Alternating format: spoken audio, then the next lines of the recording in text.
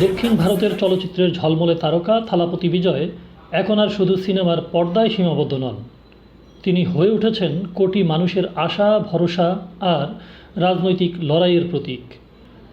গত বৃহস্পতিবার মাদুরাইয়ের মহাসমাবেশে লাখো মানুষের উচ্ছ্বাসে মঞ্চে ওঠেন থালাপতি বিজয়। মুহূর্তেই কাঁপিয়ে দিয়ে বিজেপি ও প্রধানমন্ত্রী নরেন্দ্র মোদীর বিরুদ্ধে তার রাজনৈতিক অবস্থান ঘোষণা করেন। বলেন, আমাদের একমাত্র আদর্শগত শত্রু বিজেপি।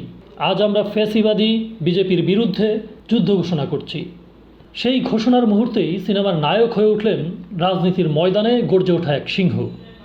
মাদুরাইয়ের সম্মেলনে বিজয় বলেন, সিংহ সবসময় সিংহই থাকে। সে শিকারে যায় যুদ্ধের জন্য, বিনোদনের জন্য নয়। শেয়াল যত থাকুক, রাজা সবসময় একটাই, সিংহ। রাজনৈতিক বিশ্লেষকরা বলছেন, এই বক্তব্য আসলে মোদীকে উদ্দেশ্য করে ছোড়া এক তীর। বিজয়ের আত্মবিশ্বাসে বোঝা যাচ্ছে তিনি রাজনীতিতে কারো ছায়ায় থাকতে চান না। মাদুরাই জনসভা শেষে বিজয়ের একটি সেলফি ঝড় তোলে ইনস্টাগ্রামে।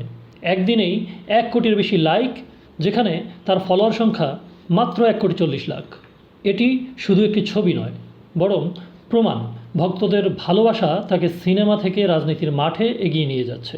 বিজয় স্পষ্ট জানিয়ে দিয়েছেন, তার দল তামিলাগা ভেট্রি কাজাগম টিভিকে কারো সঙ্গে জোট করবে না।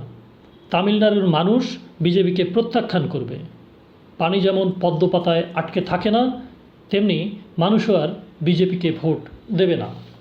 ডিএমকেকেও তিনি প্রতিদ্বন্দ্বী আখ্যা দিয়ে বলেছেন, তৃতীয় এক রাজনৈতিক শক্তি গড়ে তুলতেই তিনি মাঠে নেমেছেন।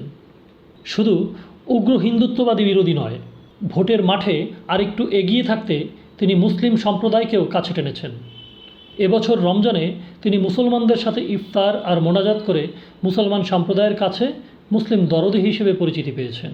সেই রমজানে চেন্নাইয়ে প্রায় 3,000 রোজাদারের জন্য ইফতারের আয়োজন করেন তিনি।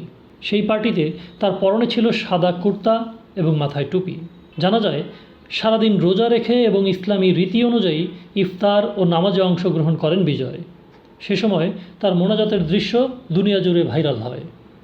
চলচ্চিত্রে একের পর এক হিট ছবি উপহার দেওয়া জোসেফ বিজয় চন্দ্রশেখর ভক্তদের কাছে থালাপতি অর্থাৎ সেনাপতি ঘোষণা দিয়েছেন, তার শেষ সিনেমা হবে জানানায়াগান। এরপর পুরোপুরি রাজনীতিতে মনোযোগ দেবেন তিনি। লক্ষ্য একটাই, 2026 সালের তামিলনাড়ু বিধানসভা নির্বাচন জেতা এবং জনগণের জন্য কাজ করা। রিপোর্টার্স 24, ধ্রুব চৌধুরী, ঢাকা।